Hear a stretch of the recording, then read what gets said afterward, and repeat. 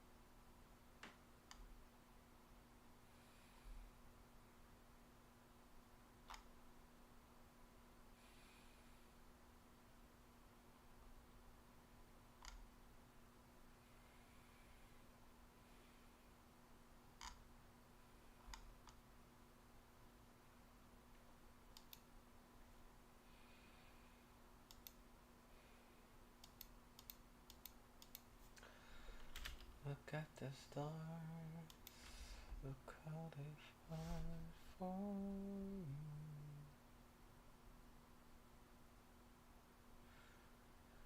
And everything you do,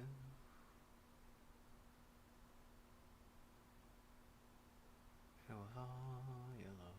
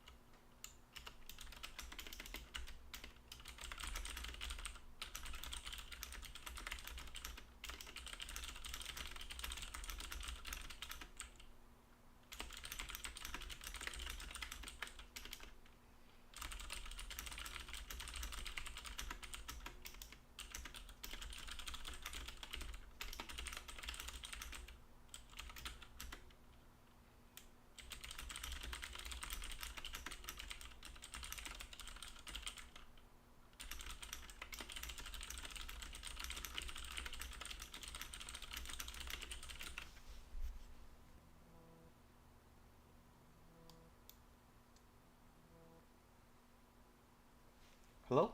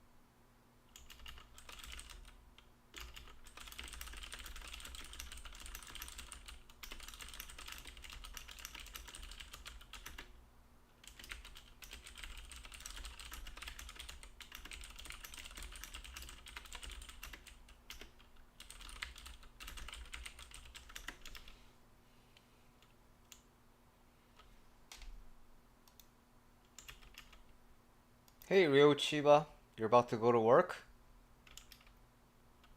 Have a nice day. Have a nice day to you too.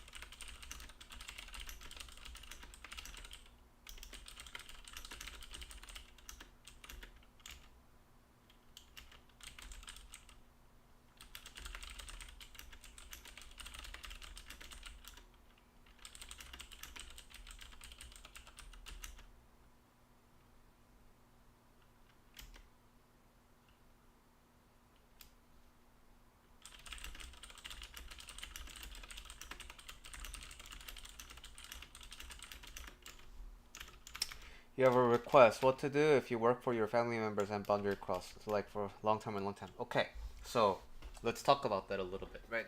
So boundaries, just because you set them, it doesn't mean that other people aren't gonna cross it, because other people have free will. You have free will. I have free will. I don't have to answer your question, but I do because I'm exercising my free will that way, right? So when you define a boundary, you have to first understand people are free to cross it. What's important is what you do, right? So when the boundary is crossed, what are you going to do, right? I don't know. I think I have a sense of what's happening because I also used to work with my parents, right?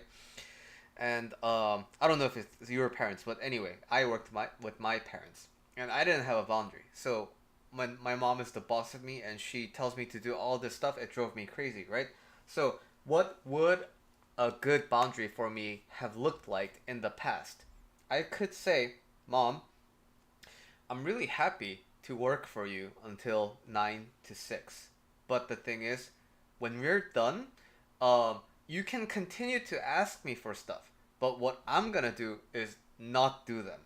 But tomorrow, I can help you do it. So, if you write me, because I'm gonna forget, if you write down the things you want me to do, I can tackle them tomorrow. But otherwise, I'm not gonna do it because I want to work long time with you, and if I have to constantly work 24 hours, I'm not gonna be able to work long hours, long time with you, right? So what did I just do? I told my mom what my boundary is, right? I'm not gonna do it. Like, and it's not focusing on my mom's actions. It's me. She can continue to do whatever she wants. I'm not gonna do it. The power has to come back to you in the end. When whatever they can say whatever, but in the end, you just have to keep your word, right? Because your boundary is yours. And now, the hard part about boundary is people are used to stepping over the boundaries and there was no consequence for them before, right? So from my mom's perspective, I told this guy to work at all times and he's been fine with it. But starting today, he's not gonna do it. What the fuck? And so she maybe gets upset. She maybe gets angry. She maybe gets disappointed in me. Maybe she yells at me. But now, for a good boundary, you have to be able to do that for yourself. She can do whatever. She can curse at me. She can throw shit at me. She can be super angry at me. But the thing is, I'm doing this for myself. That you need that deep level of commitment, and you need that deep level of trust in you're doing the right thing. Is what I used to say. So, to give you one more like tip on making the boundaries easy to enforce, I think a lot of where's this? Okay, I think a lot of the times boundaries fail because they're so close to you, right? I want you to think of boundaries starting from afar. So if I don't want to work after 6, I can't start with don't give me work after 6. I have to start with something way earlier. Okay, after 3 p.m., I am going to work on other things while I take care of things. So that lessens the impact of I used to do everything, but then now 6 o'clock, boom, I'm not gonna do anything, right? So you have control over how you define your boundary. It doesn't have to be this like clear line that's set in stone, and if you fail to enforce it, you suck. No, that's all lies. You can define a boundary however you want. My suggestion is don't make the boundary so close from the start. Make the boundary go far and make the boundary like easy flowing, right? So yeah, I don't want to work after 6. So after 3, you can give me work, but what I'm gonna do is I'm gonna start writing them down so that I can start working on them tomorrow. Now, that effectively achieves the same thing, but it's much more flowy and much more peaceful than after sex I'm not gonna do anything, right? So trust in your intuition. If the boundary feels too forced, if it feels too strong, then go further a little bit and make the boundary more fluid. And now it's gonna achieve the same thing, but you can be flexible with it. Like you, how you define your boundaries, and when you have mastery over that, I think you're gonna be really like thriving because you stop worrying about other people like getting into your space and annoying you. So that is my answer to your question about boundaries.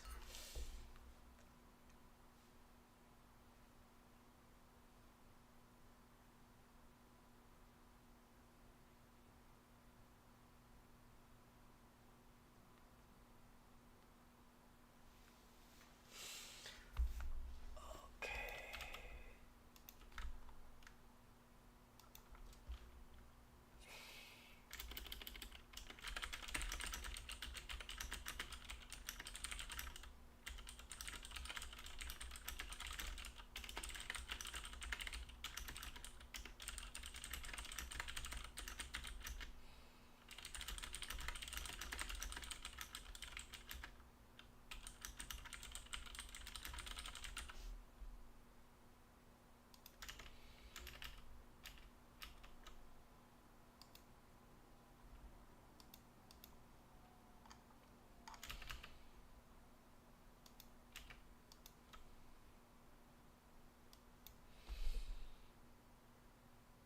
I will be right back, and I'm continuously going back and forth because I'm cooking something and I don't want to burn down the house.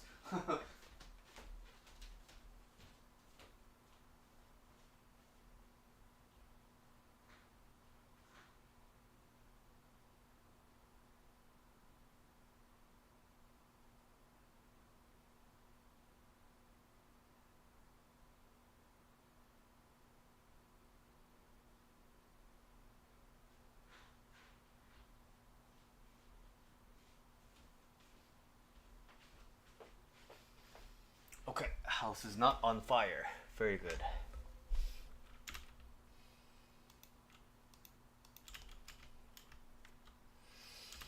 Yeah, but if you're gonna be working with your family, then I think yeah, boundaries are super important.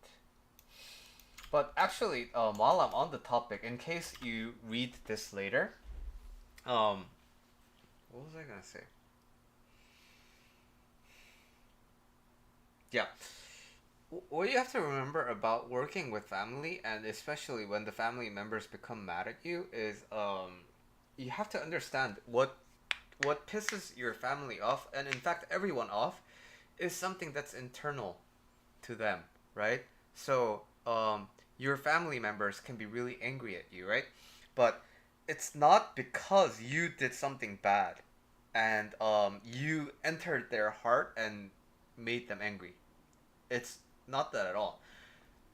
Some some condition is set to make them angry in the first place. You did something and it triggered their internal system. That's what makes them angry, right? So working with family is hard because when they're angry at you, it becomes personal really fast.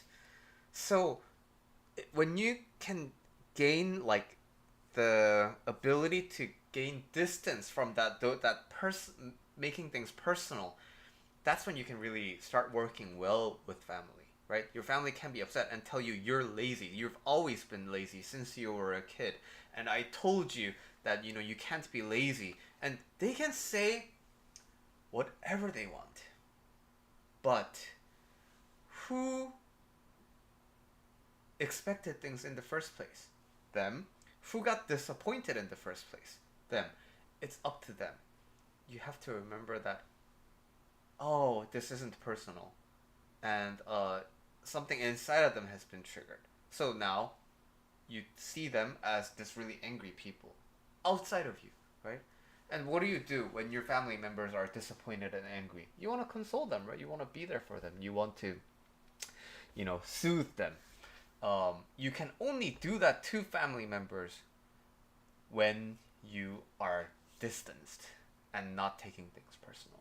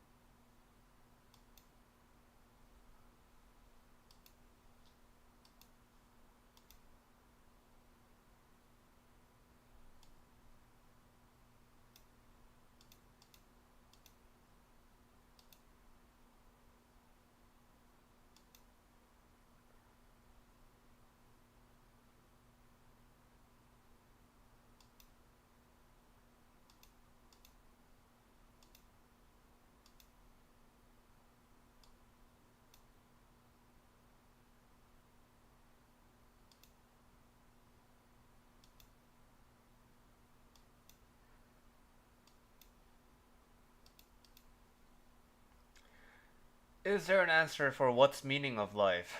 Okay, we can talk about that. So, there's an important, well, to give you the answer first, there's no point in life.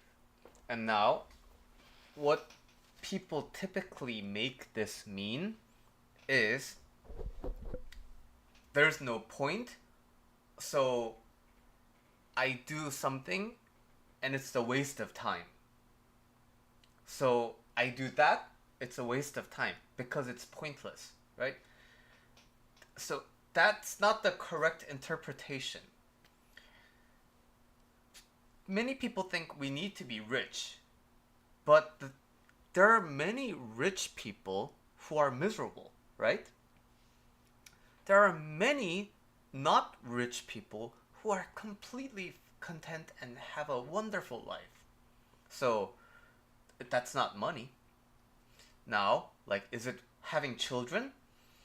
There are people who have children who have miserable lives, who don't do anything with their lives.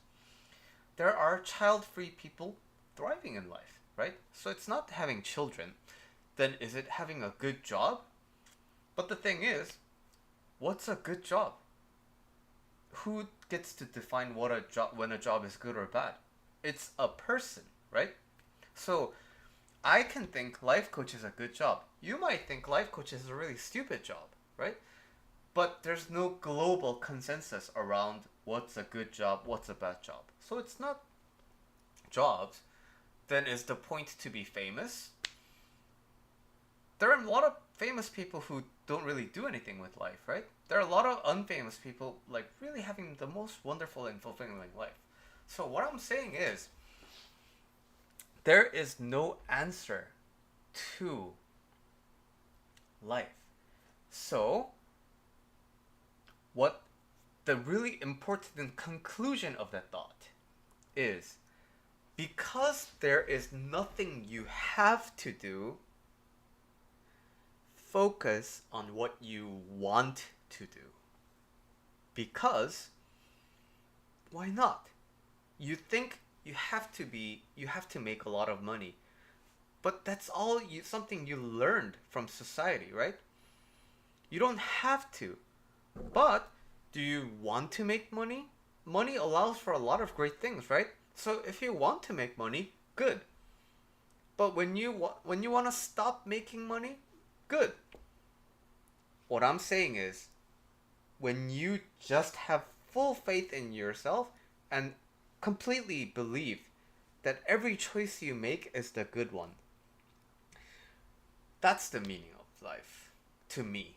So I like to say this in a phrased a little bit differently. I think the meaning of life is unlearning that everything that we learned when we were born until adulthood, and then having a fresh start and completely living the life that we want to live. I think that's the meaning of life, right? So if my mom hit me, I don't know. I don't know why all my examples are about my mom. But for example, if my mom hit me, if I didn't eat my vegetables and I only ate meat or sausages, then I have a really bad relationship with vegetables, right? But the thing is, are vegetables bad? Are vegetables good? They're just like food, right? But the thing is, this gets to determine how I feel, right? Vegetables here, so I feel bad. And now, let's say, I've had too many of my moms. Okay, let's say I had a teacher, very influential teacher to me, who says that I need to make a lot of money, right? Then, when I'm not making a lot of money, I'm gonna be constantly stressed out about not making money, right? Because they said I need to make a lot of money. That's the right way to live, but I'm not. So now, who's in control of your life? You or this money construct, right? No squirrel is sad because they're not getting enough acorn, right? No rabbits fight over who has the most carrots. This is a strictly human thing. Human brain is really good, but at the same time it allows for these silly things to happen. So, meaning of life to me is unlearning everything we learned and having complete freedom to do whatever we want. That's the meaning of life for me. I'm gonna be right back again to make sure that I don't burn my house down.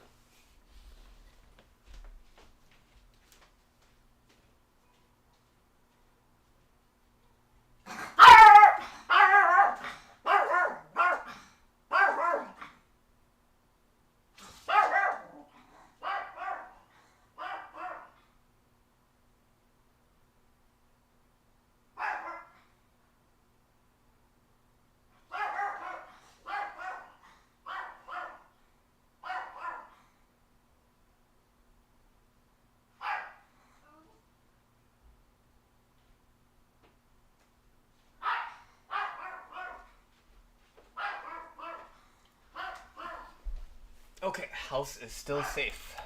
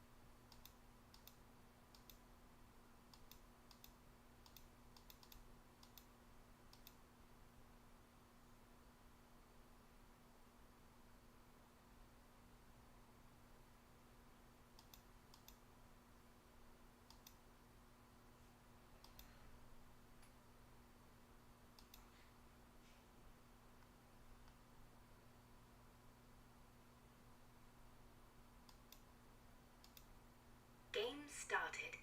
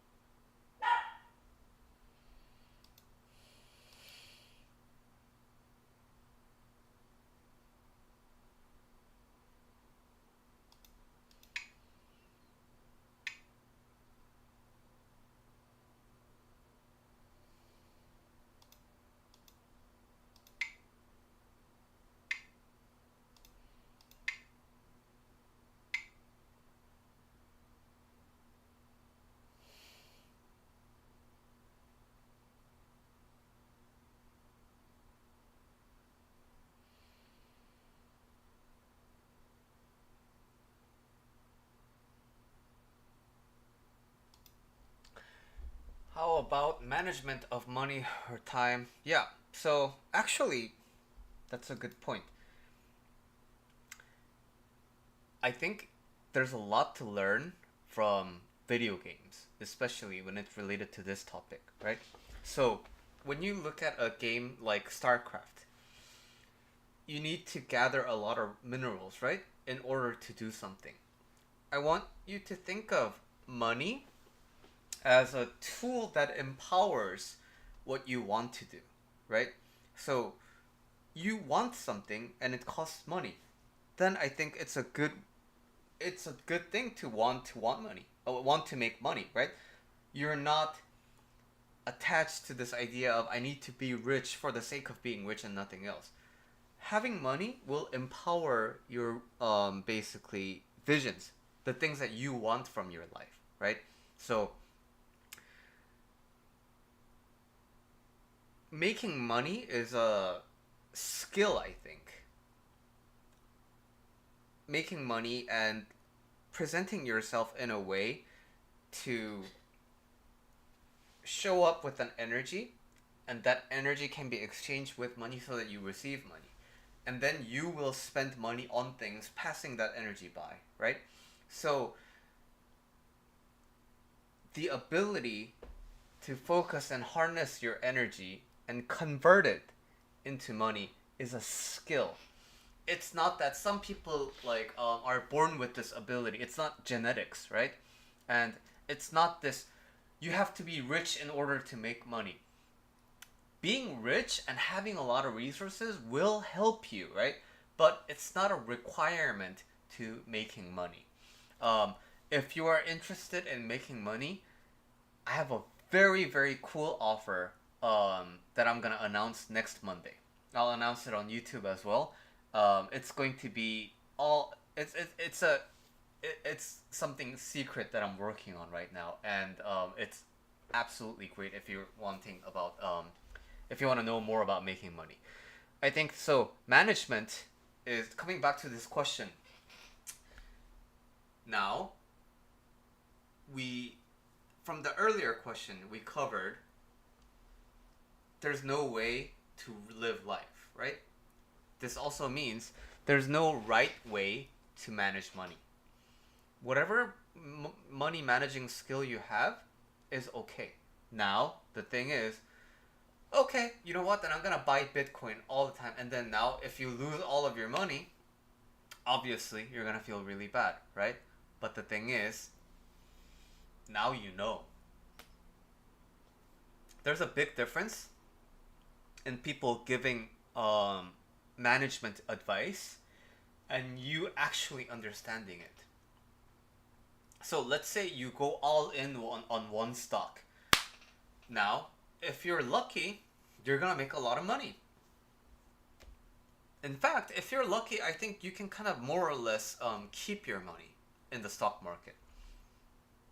But if all you have is like $10,000 and you put it all in one stock, your money is basically dependent on this one company, right?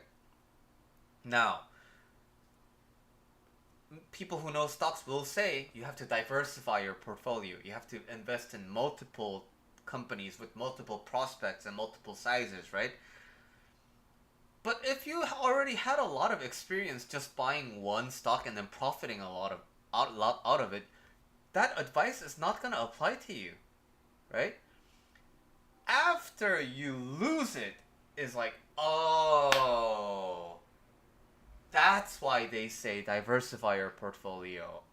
Okay, now I get it. So, while this may seem like poor money management, if you really think about it, you paid good money to learn a lot, very valuable life lesson. And now you know. Now you actually know why you can't put all of your eggs in one basket. So seen in that way, your original money management of putting everything in one basket turned out to be valuable, right? Because again, there's no right answers here. There's no wrong answers here. So whatever you feel like, you do, and it's a continuous process, okay? You do something you want to do, and then you evaluate. does it benefit you? Like, is it giving you what you wanted? Because when you want to do something, you probably have a vision of it in your head, right? After you do it, does it feel closer to the vision in your head? If yes, good, you keep going. If not, what can you do differently? What did you learn from the previous experience? And then you just rinse and repeat, rinse and repeat, rinse and repeat. I think that's as easy as it is. Like, life doesn't have to be complicated. One thing that makes it complicated for everybody is thinking that there's a right way to live it, thinking there's the right thing to do, and thinking that there are lots of people who do it right but not you. That's like the worst mistake. So in fact, the whole point of life coaching is to connect you to you, because you're the one who knows your life the best and you're going to be the one who lives it. So that's the whole point. Hope that helps.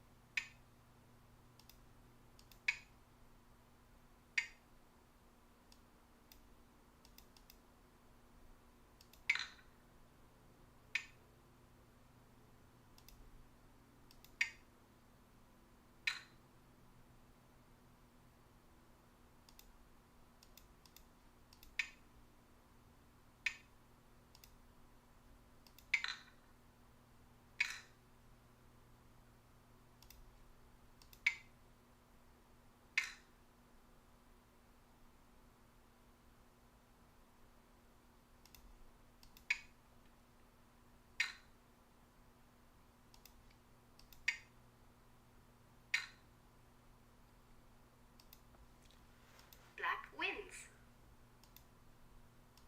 Game started.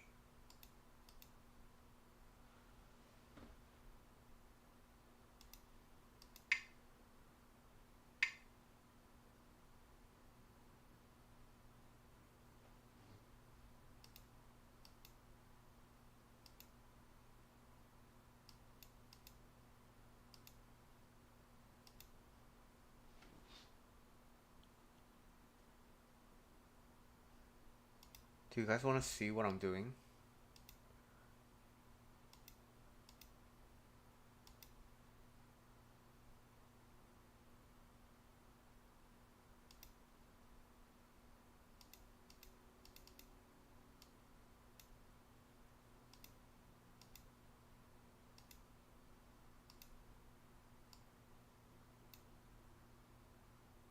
What the heck?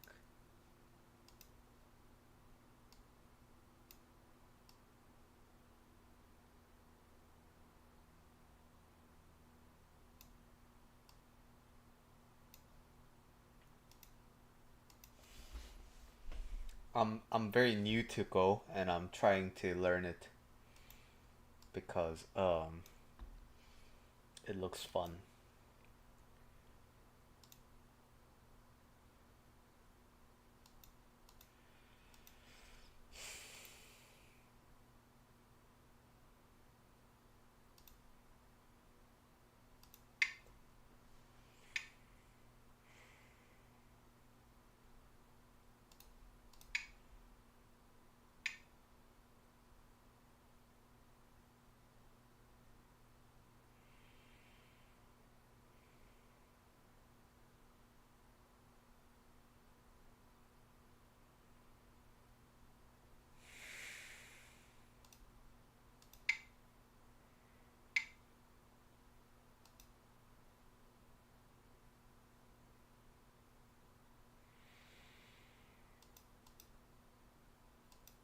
This keeps happening.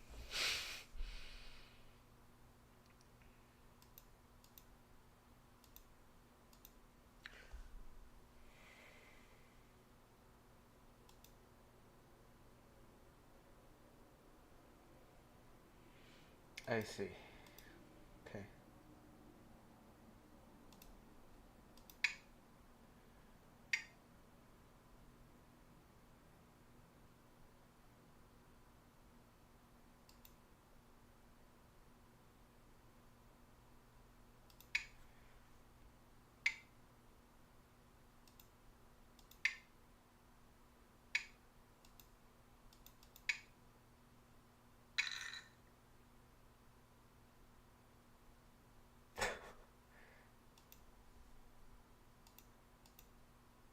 Hmm.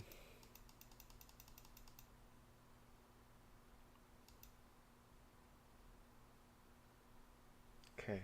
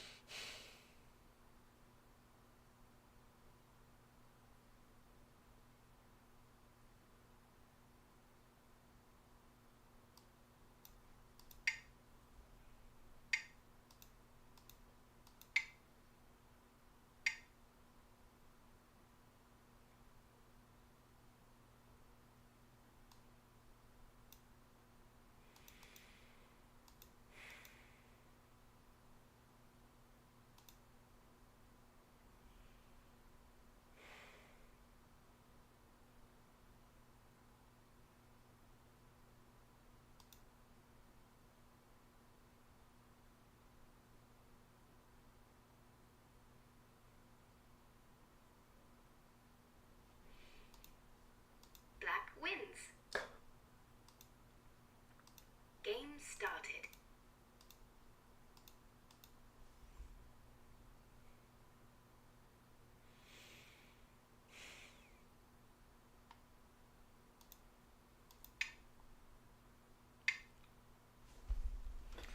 Let me check on my food real quick. I'll be right back.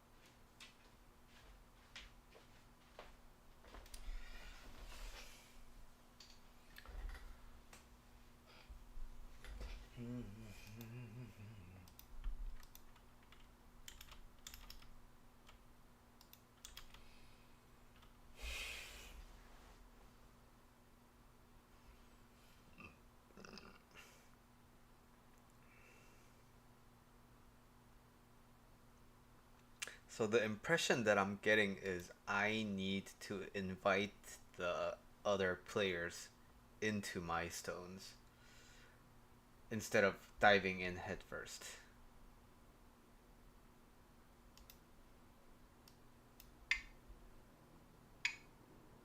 Okay.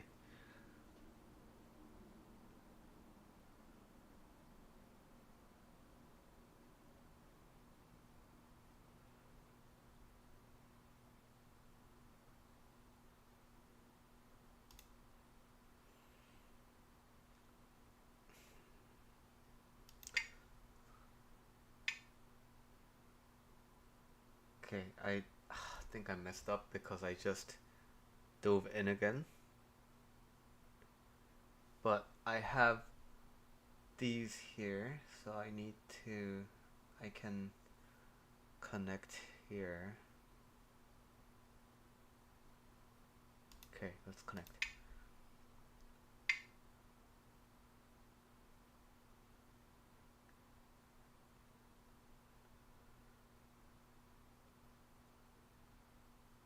Okay.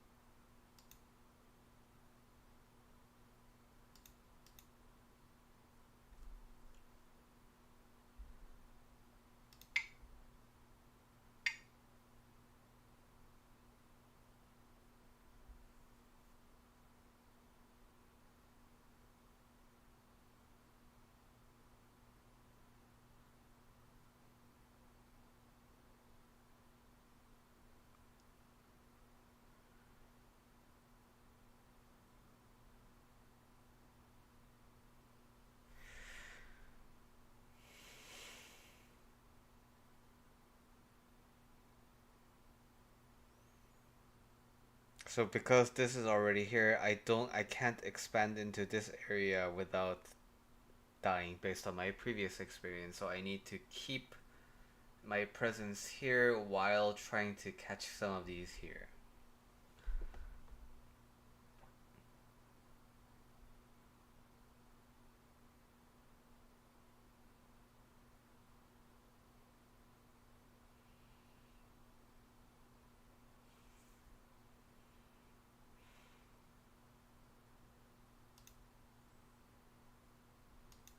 Is this the best I can do?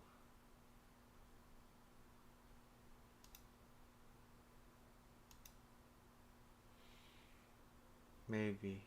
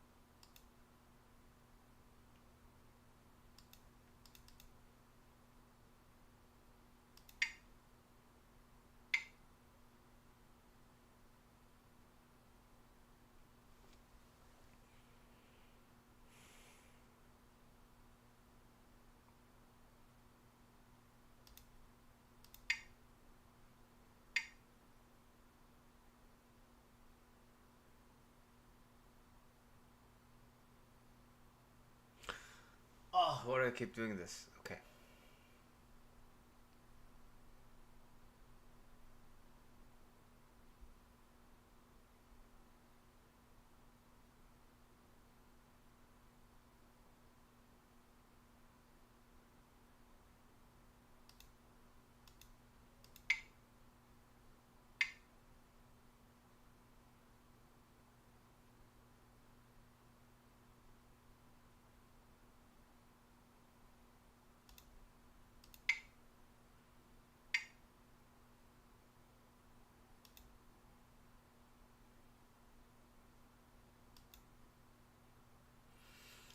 Oh.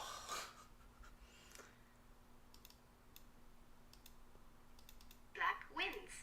Okay, okay. Game started. One more time.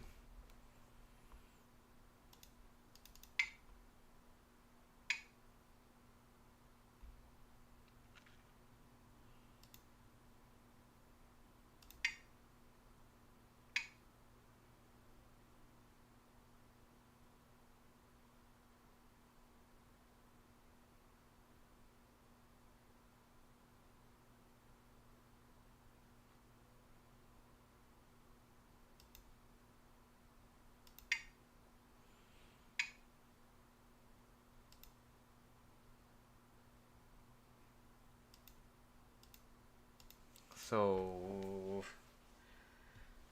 black wants to eat this.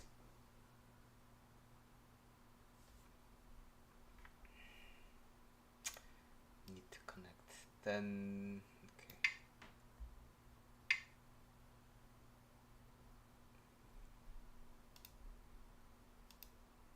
This is basically dying. One. This seems safe. Okay.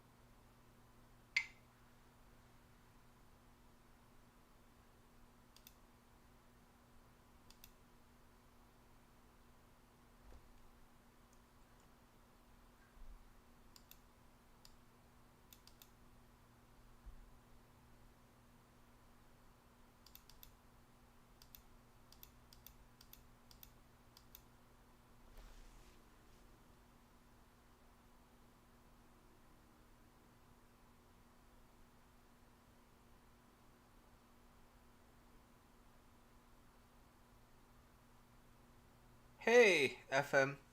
Nice to see you. I know you've been waiting for the stream, and just for you, I decided to do 2 hours today. Because I've been usually doing one.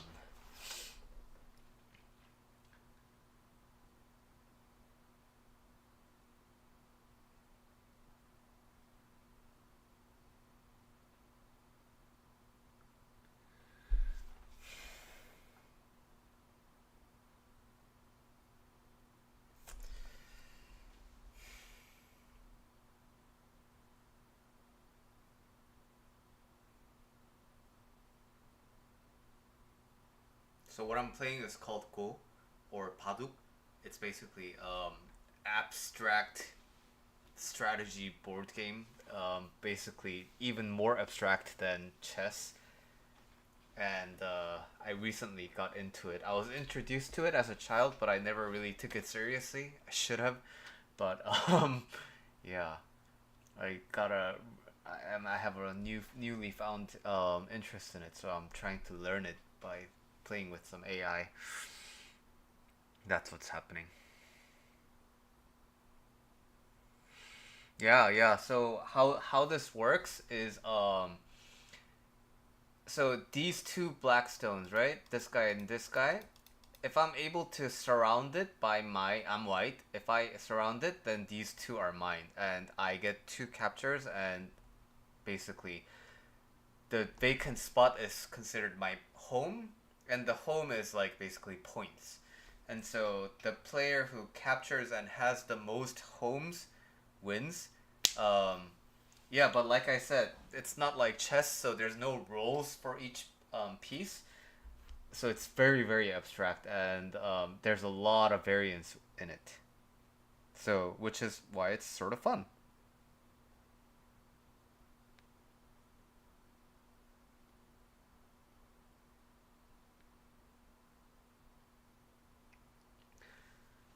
Okay, so now I'm contemplating on what to do because if I play this, then I think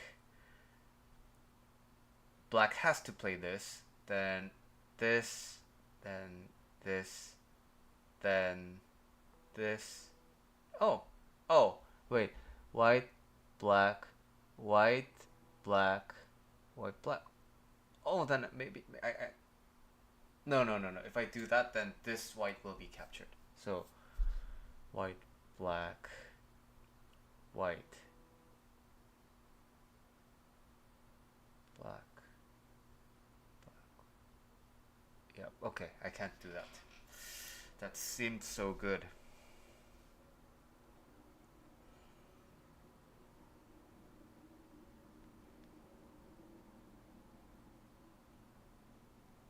But what's happening with you? How you doing? I'm here to listen to you. Whatever you want to talk about.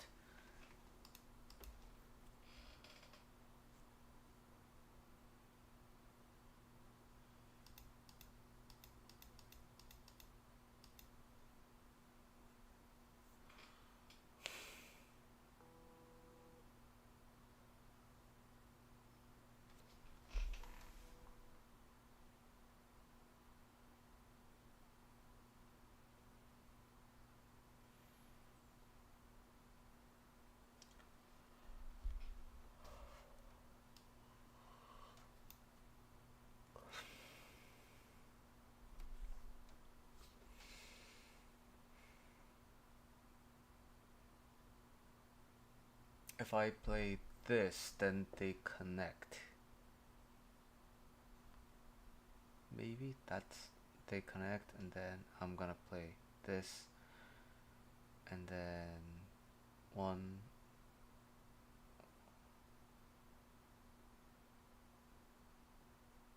Okay, let this be a learning experience. So let's see what happens if I do this. Okay, now I just need to make sure I capture these. So in order to do that, I need to block here.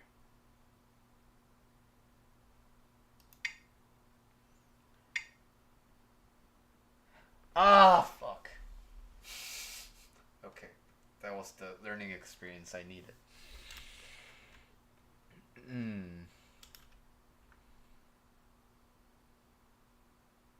Fuck, because now if whatever I do, the black plays here, and then all these are gone.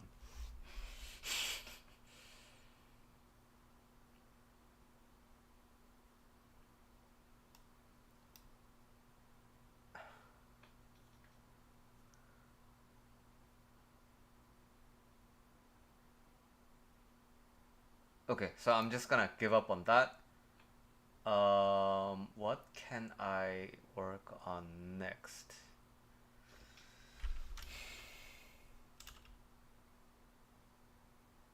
So, assuming these are gone, oh, then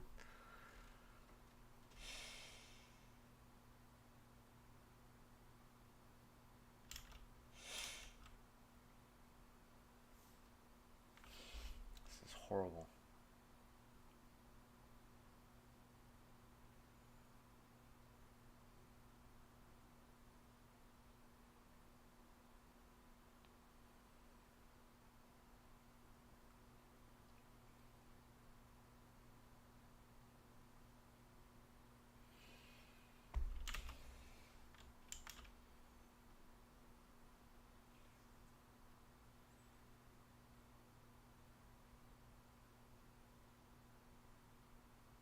Hmm.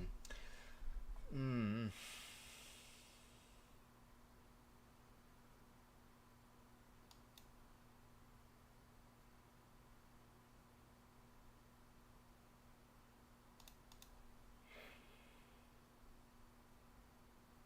Hmm.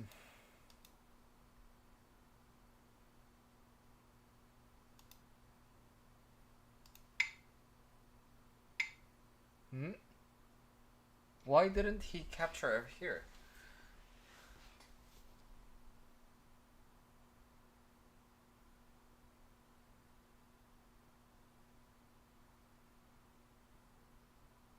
Because he could have played here, and these will all be gone. Why?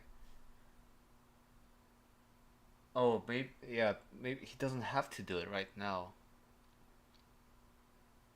Because it just takes one. Okay, that's probably why. Now he's threatening new things here.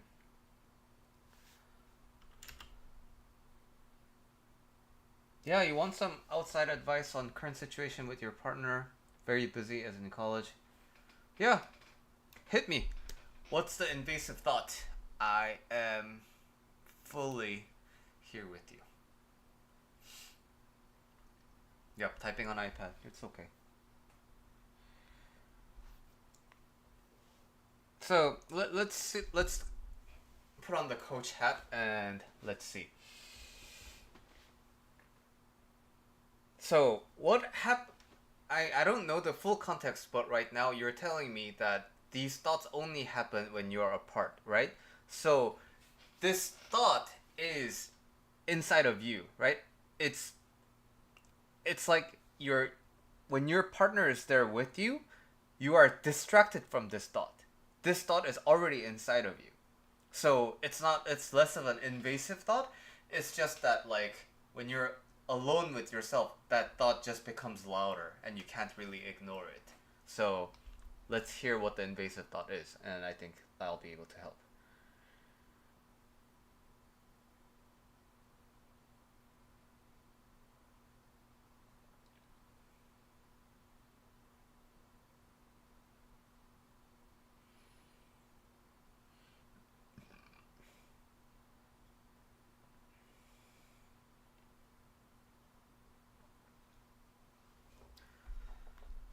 I I'm cooking something, so I need to make sure I'm not burning the house down. So I'll be right back. But I'll I'll be back.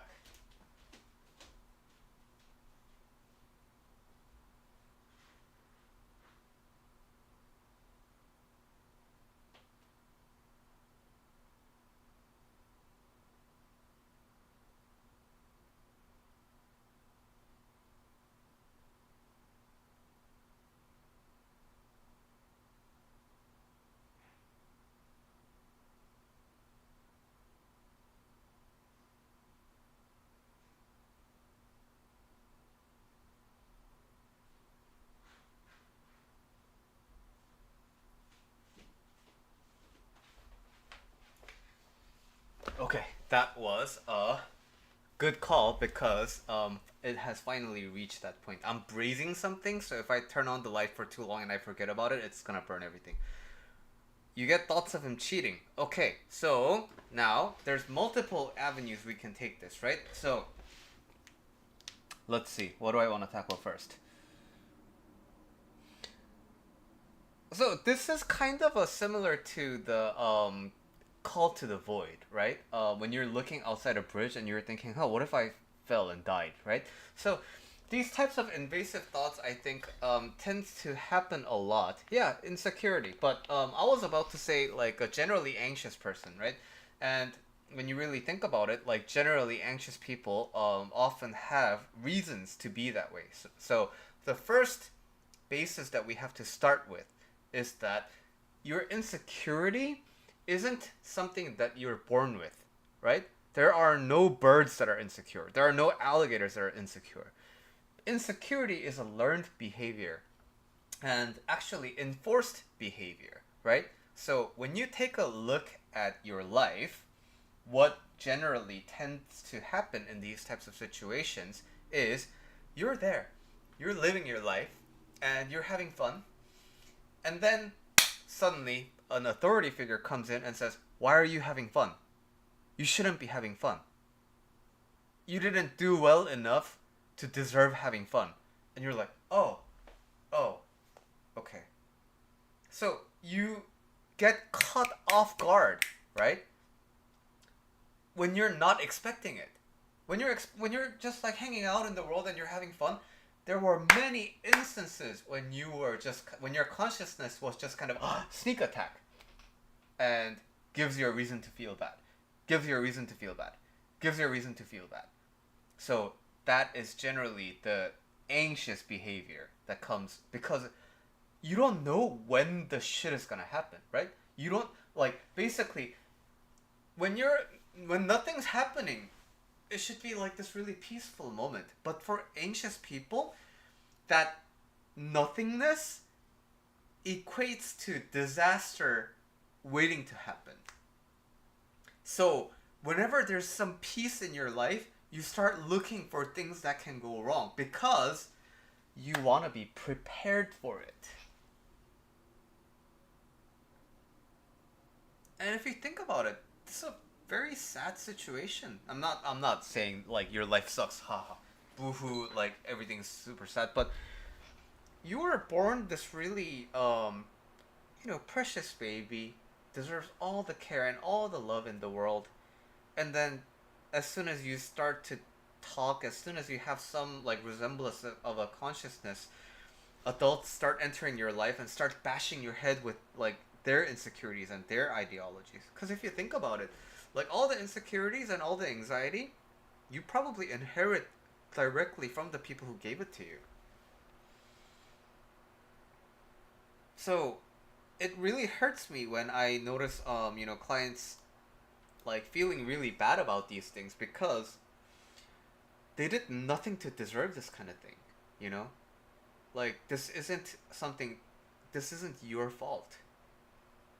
It's just that your brain was conditioned to believe this.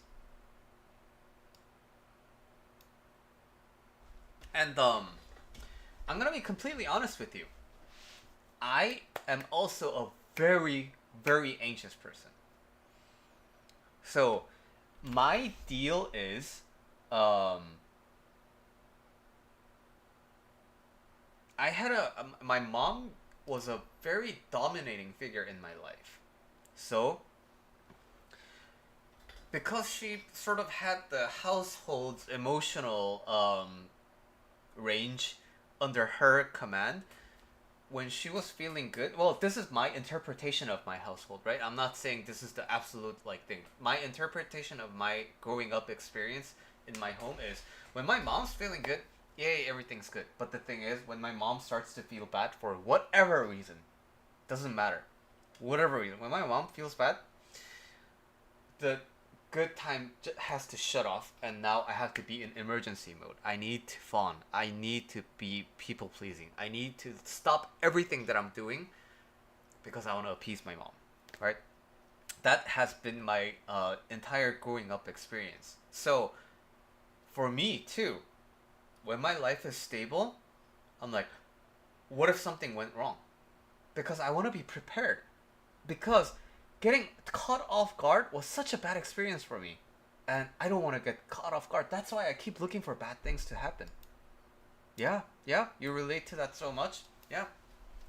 That's the unfortunate truth of having really dominating figures in your life. So, I'm a life coach, and I coach clients like you, and I talk about these issues. But even now, when I'm in bed, I have images of things just exploding. Like my kitchen gas pipe just like bursting. Like I have thoughts about that. And I live in LA, right? So earthquakes are common here. And so whenever I try to go to sleep, like I see images of like my house just shaking, and I'm like, oh, what do I do, right? Um, I'm telling you this because the whole point isn't to try to stop this from happening. And I think that's where so many people get it wrong. They want to never experience it again. Right? They want to remove this problem from their life. And, you know, if you've seen the movie The Eternal Sunshine of a Spotless Mind, you want to remove the bad memories, right? Like, oh, I love that person so much, but then that person, like, I don't know, we had a nasty breakup, and it hurt so bad, I want to remove that memory. That's not how it works at all. And the more you want it, there's nothing stopping you from wanting it, but the more you want it, I mean, the worse it's just gonna be for your life. Like no other way around it.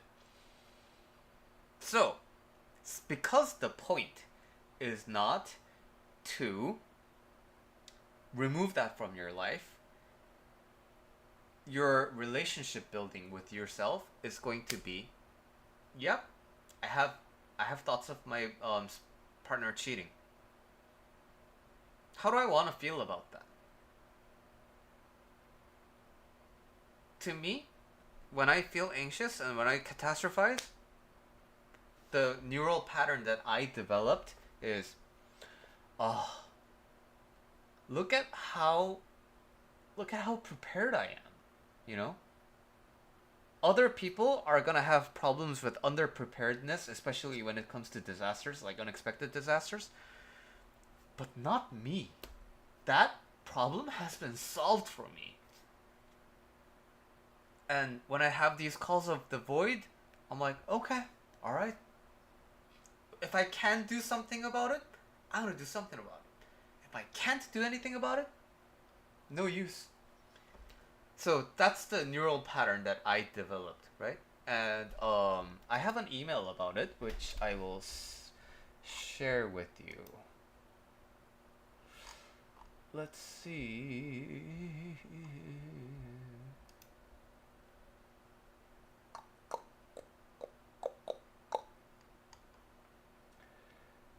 Oh, feeling secure about your deepest insecurities is an email that I sent quite some time ago. Here you go. And dealing with thoughts of impending doom is also an email that I wrote some time ago. The impending doom thought email turned out to be like my highest opened email, so I'm assuming a lot of people have thoughts of impending doom. But yeah, I think those emails are gonna definitely help. I write a lot in my emails, and I try to make them very informative, so I think they will be very helpful for you. And quick plug to my email. If you want to subscribe to my email list, here's the link. Okay, Shiba-san, you asked me how to differentiate it with negative thinking. I'm sorry, I don't know what the it is referring to. Can you tell me what the it is referring to in your how to differentiate it with negative thinking? And I'll be able to help you a little bit more.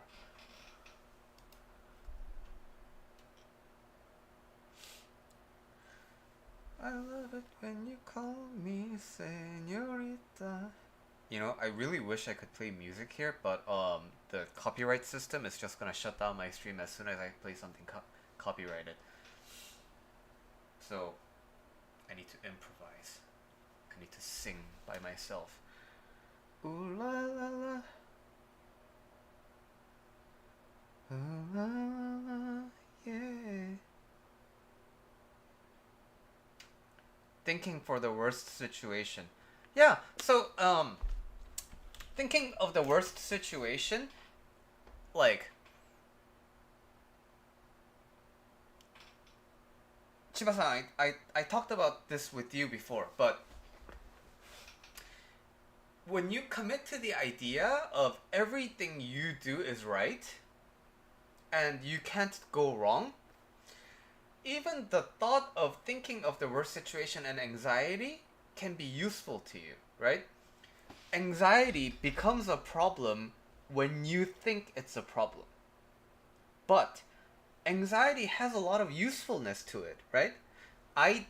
People develop anxiety as a response to something. Because I am anxious, because I over prepare, when something bad happens, I get less shocked compared to the people who aren't anxious, right? So it has utility for me if I choose to look at it that way. But many people think that anxiety is a problem that we need to eradicate.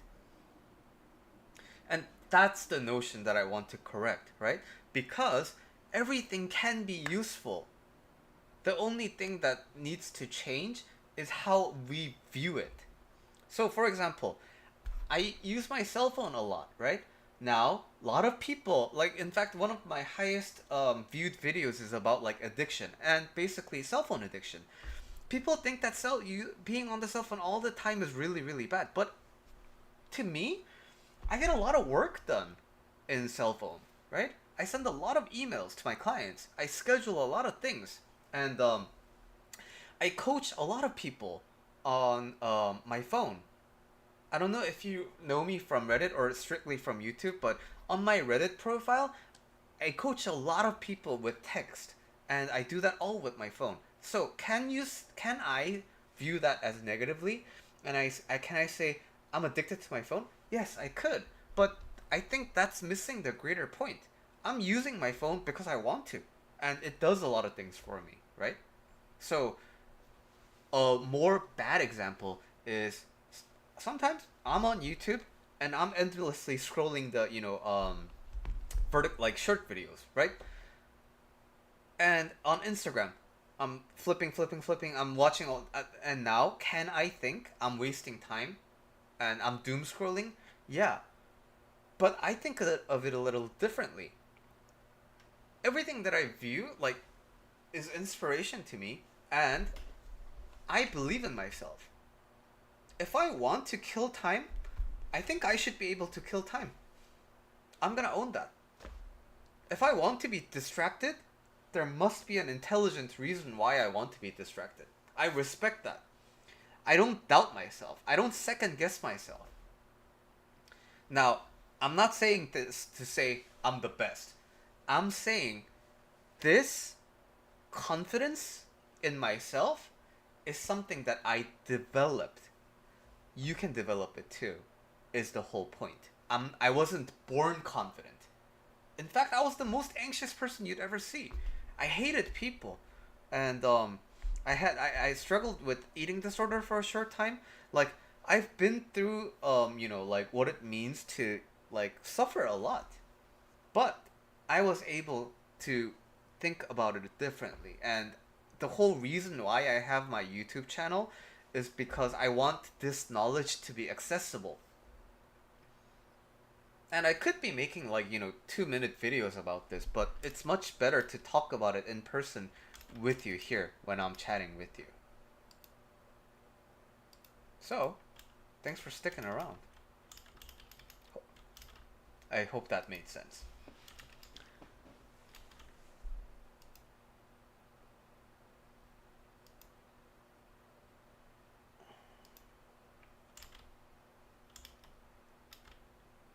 Just an FYI, my wife is coming home soon, and I need to eat dinner with her. So like I may need to end soon, but yeah, until then you can continue to ask stuff.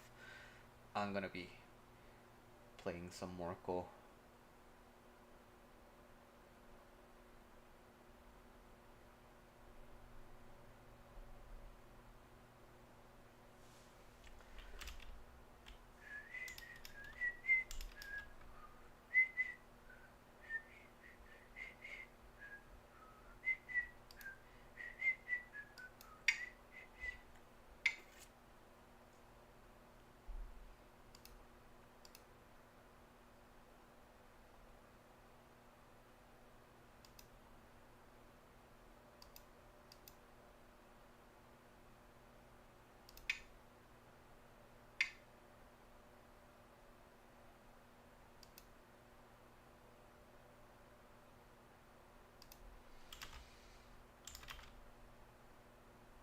Yeah, hit me with your hardest questions. I'm ready for them.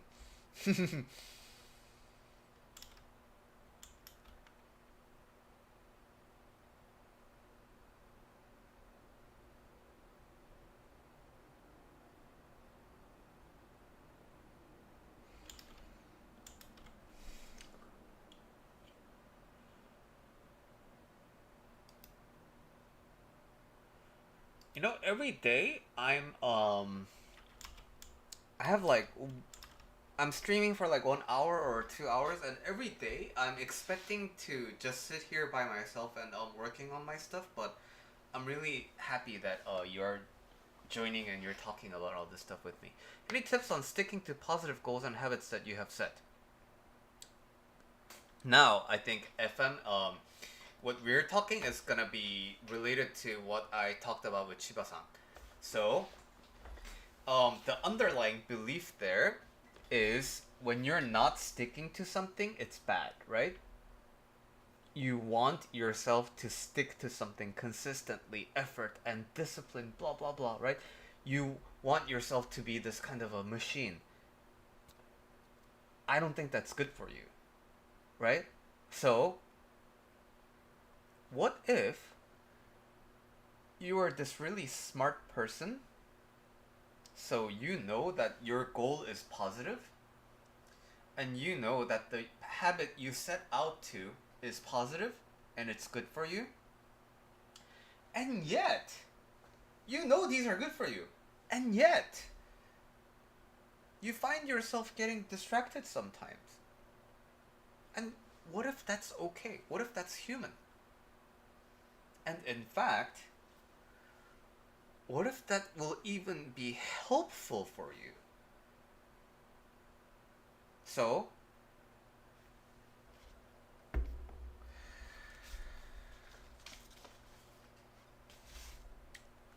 I have this book.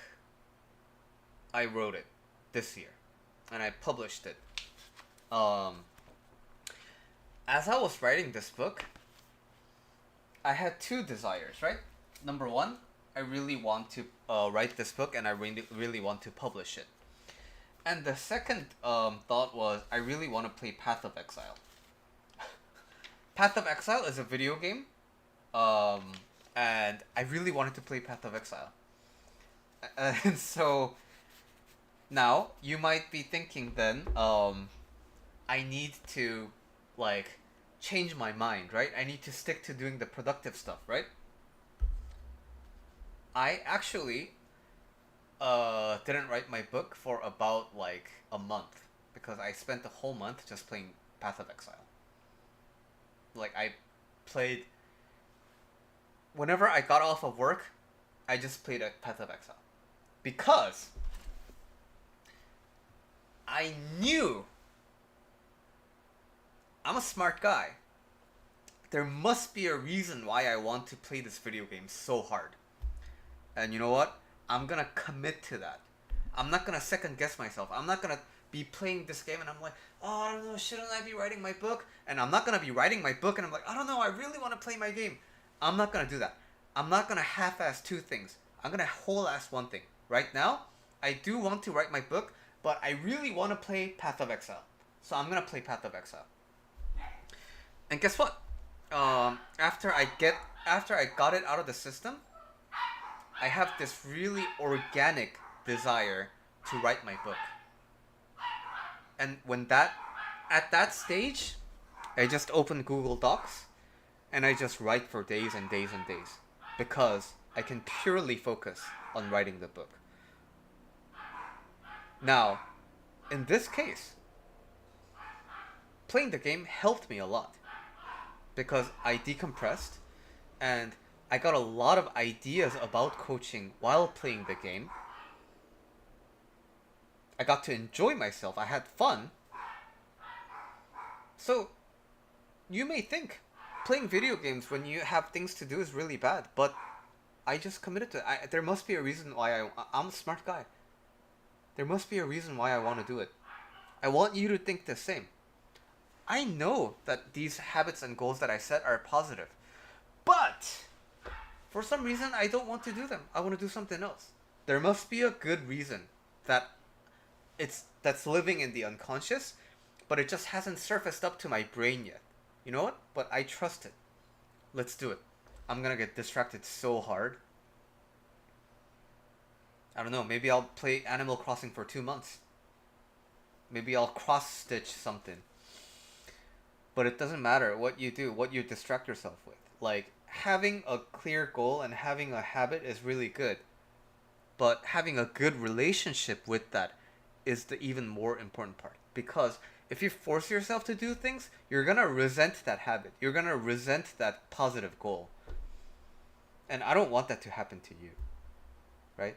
That's the whole point of redefining your relationship with yourself. So that you can have full faith that whatever you do is the right choice. Whatever you do is the good move. No need to second guess yourself.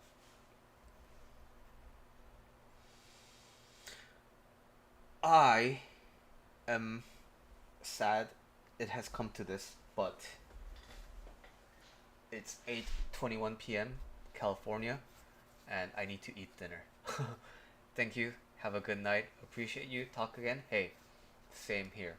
Um, Again, I expect every day I'm expecting to do this alone, but you're all here talking to me. I really appreciate it. And I'm gonna be streaming more regularly, so hope to speak to you again sometime soon. Bye.